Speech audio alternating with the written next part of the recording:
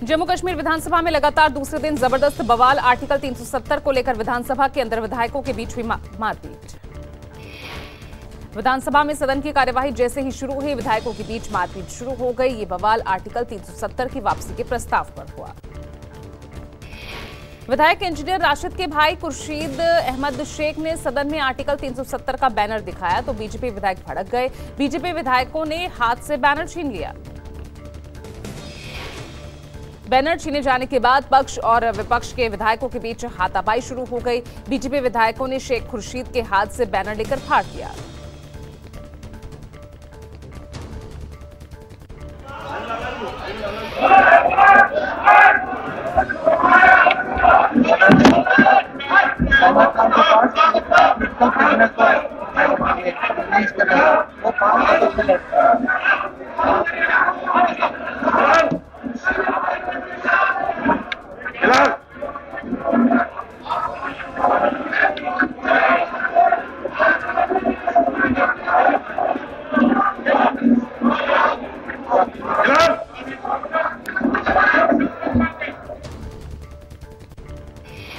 हंगामे और बवाल के बाद जम्मू कश्मीर विधानसभा की कार्यवाही स्थगित करनी पड़ी। मार्शल ने विधायकों को बाहर किया।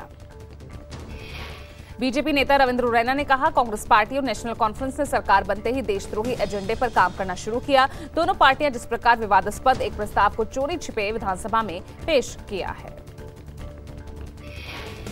कांग्रेस पार्टी और नेशनल कॉन्फ्रेंस की सरकार ने जम्मू कश्मीर के अंदर देशद्रोही एजेंडे को आगे बढ़ाने की साजिश की है।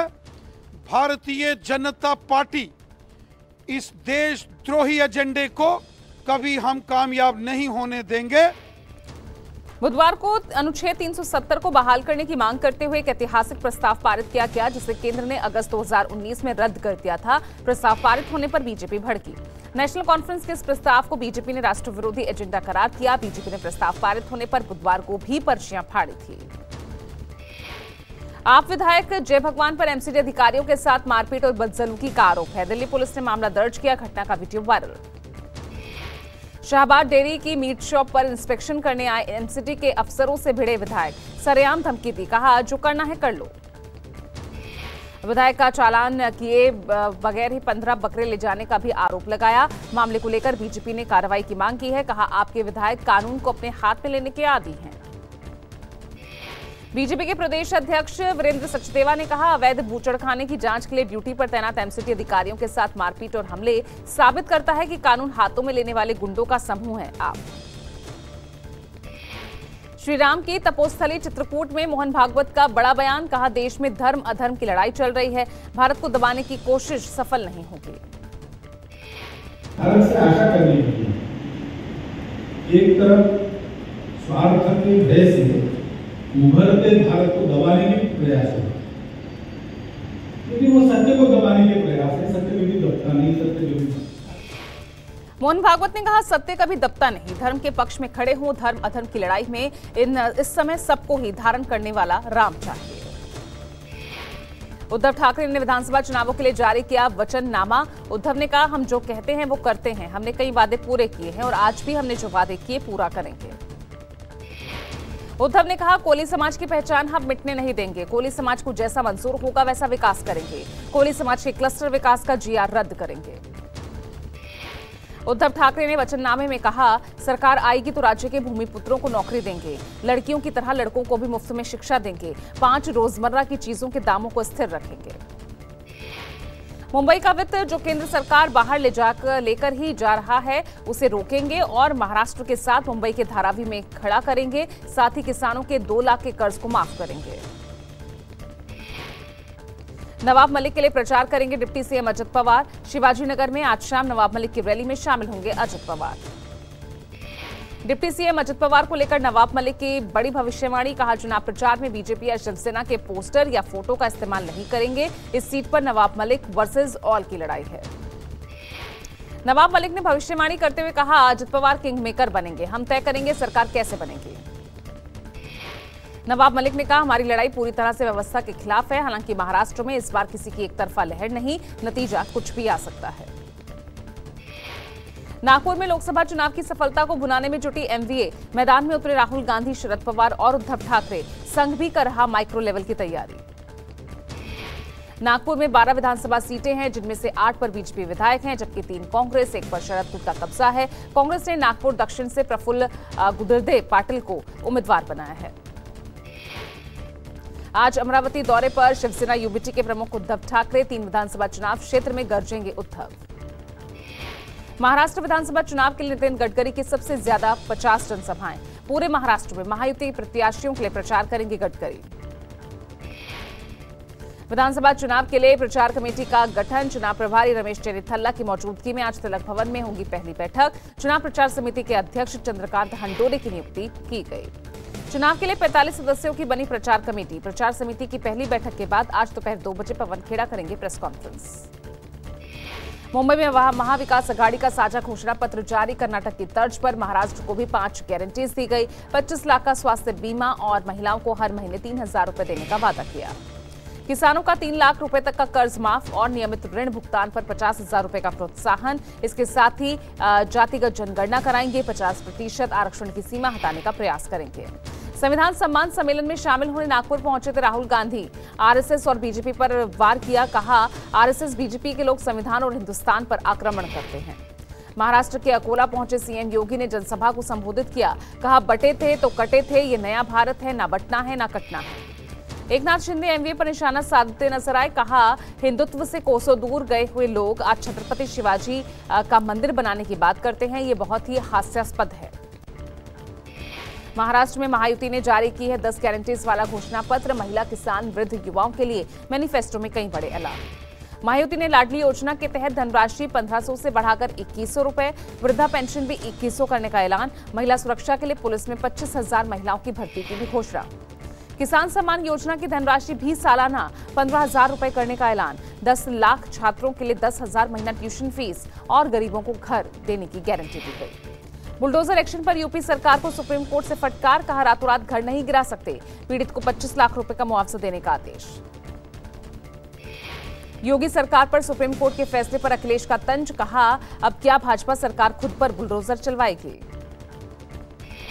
राजस्थान के रणथंभौर से 25 बाघों के लापता होने की खबर से हड़कंप मचा। मामले की जांच के लिए उच्च स्तरीय जांच कमेटी का गठन। 2 महीनों में जांच कमेटी पेश करेगी रिपोर्ट। वहीं इस मामले पर कांग्रेस नेता जयराम रमेश ने गंभीर चिंता जताई। नई दिल्ली में गृह मंत्रालय द्वारा आयोजित 2 दिवसीय आतंकवाद निरोधी सम्मेलन 2024 में अमित शाह ने हिस्सा लिया। उद्घाटन सत्र को संबोधित कर रहे हैं। महाराष्ट्र में वोटिंग से पहले जुबानी जंग तेज। ठाणे के कल्याण में सीएम शिंदे ने उद्धव ठाकरे को घेरा। सीएम शिंदे ने कहा, 2.5 साल में मैंने क्या किया, उद्धव ने क्या किया, उसका हिसाब दे तो मैं भी हिसाब देने के लिए तैयार हूं। सीएम शिंदे ने कहा, काम के हिसाब से दूध का दूध, पानी का पानी हो जाएगा। मैंने कुछ गलत किया, जेल जाने को तैयार हूं। हमारी सरकार देना बैंक है, लेना बैंक नहीं। महाराष्ट्र के औरंगाबाद में गरजे एआईएमआईएम के विधायक अकबरुद्दीन ओवैसी। कहा, मैं मोदी और योगी का दुश्मन हूं। योगी और मोदी आपके आने के बाद अकबर भी आने वाला है।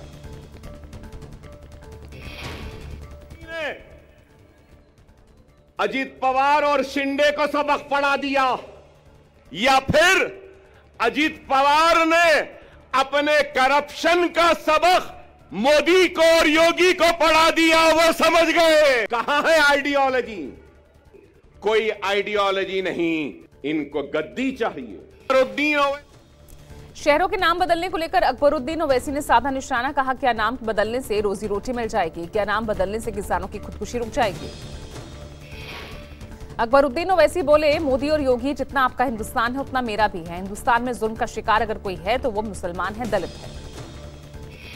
अमित शाह करेंगे महाराष्ट्र में चुनावी शंखनाद। शाम कोल्हापुर पहुंचेंगे अमित शाह। कोल्हापुर, सांगली, सातारा, पुणे में जनसभा है अमित शाह की। दिल्ली में वायु प्रदूषण ने खराब की हालत। AQI पहुंचा 400 के पार। कई इलाकों में घना स्मॉग छाया। दिल्ली में हवा की गुणवत्ता बेहद खराब हुई। खतरनाक स्तर पर पहुंची हवा। लोगों ने सांस फूलने और आंखों में जलन की शिकायत की। घने स्मॉग के चलते धुंधला दिखा अक्षरधाम मंदिर। सड़कों पर विजिबिलिटी भी सुबह सुबह कम दर्ज की गई। मुंबई में भी स्मॉग, धुंध की परत और वायु प्रदूषण को कम करने के लिए पानी का छिड़काव किया गया। सड़कों पर प्रशासन ने उतारे पानी छिड़कने वाले यंत्र। कर्तव्य पथ पर दिखा स्मॉग का कहर, चारों ओर छाई धुंध की चादर, विजिबिलिटी घटी, मॉर्निंग वॉक के लिए लोगों की चहलकदमी बेहद कम। दिवाली के बाद कानपुर में प्रदूषण से हवा की गुणवत्ता प्रभावित, लोगों का सांस लेना हुआ दूभर। दिल्ली में यमुना नदी की सतह पर जहरीले झाग की परत देखी गई, ड्रोन वीडियो में कालिंदी कुंज इलाके में दिखा पानी पर तैरता झाग। नासा की वेबसाइट पर फिर दिखा हरियाणा का पराली प्रबंधन, पड़ोसी राज्यों के मुकाबले कम मामले, 2/3 कम दिखे पराली जलाने के केस। नासा की आधिकारिक वेबसाइट पर 4 नवंबर और 5 नवंबर को एक्टिव फायर डेटा की तस्वीरें सामने आई। नासा की इन तस्वीरों में हरियाणा में पराली जलाने के बेहद कम केसेस दिखे। पराली प्रबंधन को लेकर कई योजनाएं और जागरूकता अभियान को दिया गया बढ़ावा, जागरूकता अभियान से पराली जलाने की घटनाएं लगातार घट रही। बुलडोजर एक्शन पर यूपी सरकार को सुप्रीम कोर्ट से फटकार, कहा रातों रात घर नहीं गिरा सकते, पीड़ित को 25 लाख रुपए मुआवजा देने का आदेश। योगी सरकार पर सुप्रीम कोर्ट के फैसले पर अखिलेश का तंज, कहा अब क्या भाजपा सरकार खुद पर बुलडोजर चलवाएगी। राजस्थान के रणथंभौर से 25 बाघों के लापता होने की खबर से मचा हड़कंप, मामले की जांच के लिए उच्च स्तरीय जांच कमेटी का गठन। नई दिल्ली में गृह मंत्रालय द्वारा आयोजित 2 दिवसीय आतंकवाद निरोधी सम्मेलन 2024 में अमित शाह ने हिस्सा लिया, उद्घाटन सत्र को कर रहे संबोधित। धूमधाम से मनाया जा रहा छठ महापर्व, आस्था के इस महापर्व छठ का आज तीसरा दिन, डूबते हुए सूर्य को अर्घ्य देंगे व्रती। छठ महापर्व को लेकर पटना के गंगा घाटों पर तैयारी, छठ पर्व के व्रती आज देंगे अस्तांचलगामी सूर्य को अर्घ्य। व्रतियों के आने का सिलसिला दोपहर बाद से शुरू हो जाएगा। जय छठी मैया की जयकारों के साथ व्रती तालाबों नदियों में डुबकी लगाएंगे और उगते सूर्य को अर्घ्य देकर कल व्रती करेंगे व्रत का समापन। शुक्रवार को दूसरे अर्घ्य के साथ समाप्त हो जाएगा छठ का 4 दिवसीय व्रत। पंचतत्व में विलीन हुए बिहार की स्वर कोकिला शारदा सिन्हा, गुलाबी घाट पर राजकीय सम्मान के साथ हुआ अंतिम संस्कार।